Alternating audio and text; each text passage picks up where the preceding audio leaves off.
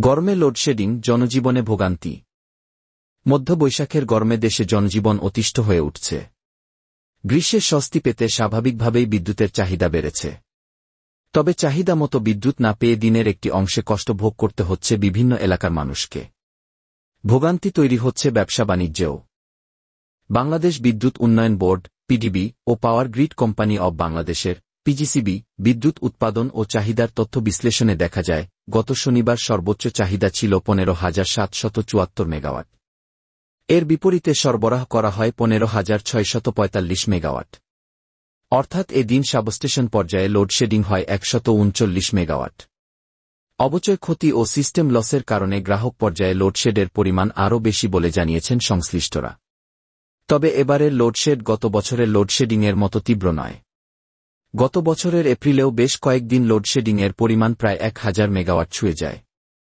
এদিকে গরম যত বাড়ছে লোডশেডিং বৃদ্ধির আশঙ্কাও তত বাড়ছে। গত শনিবার বিদ্যুৎ গরমে লোডশেডিং, জনজীবনে ভোগান্তি। মধ্য বৈশাখের গরমে দেশে জনজীবন অতিষ্ঠ হয়ে উঠছে। গ্রীষ্মের স্বস্তি পেতে স্বাভাবিকভাবেই বিদ্যুতের চাহিদা বেড়েছে। তবে চাহিদা মতো বিদ্যুৎ না পেয়ে দিনের একটি অংশে কষ্ট ভোগ করতে হচ্ছে বিভিন্ন এলাকার মানুষকে। ভোগান্তি তৈরি হচ্ছে ব্যবসা বাণিজ্যেও। বাংলাদেশ বিদ্যুৎ উন্নয়ন বোর্ড পিডিবি ও পাওয়ার গ্রিড কোম্পানি অব বাংলাদেশের পিজিসিবি বিদ্যুৎ উৎপাদন ও চাহিদার তথ্য বিশ্লেষণে দেখা যায়, গত শনিবার সর্বোচ্চ চাহিদা ছিল 15,774 মেগাওয়াট। এর বিপরীতে সরবরাহ করা হয় 15,645 মেগাওয়াট। অর্থাৎ এদিন সাবস্টেশন পর্যায়ে লোডশেডিং হয় 139 মেগাওয়াট।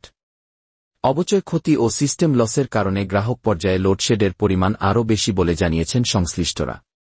তবে এবারের লোডশেড গত বছরের লোডশেডিংয়ের মতো তীব্র নয়। গত বছরের এপ্রিলেও বেশ কয়েকদিন লোডশেডিংয়ের পরিমাণ প্রায় 1000 মেগাওয়াট ছুঁয়ে যায়। এদিকে গরম যত বাড়ছে লোডশেডিং বৃদ্ধির আশঙ্কাও তত বাড়ছে। গত শনিবার বিদ্যুৎ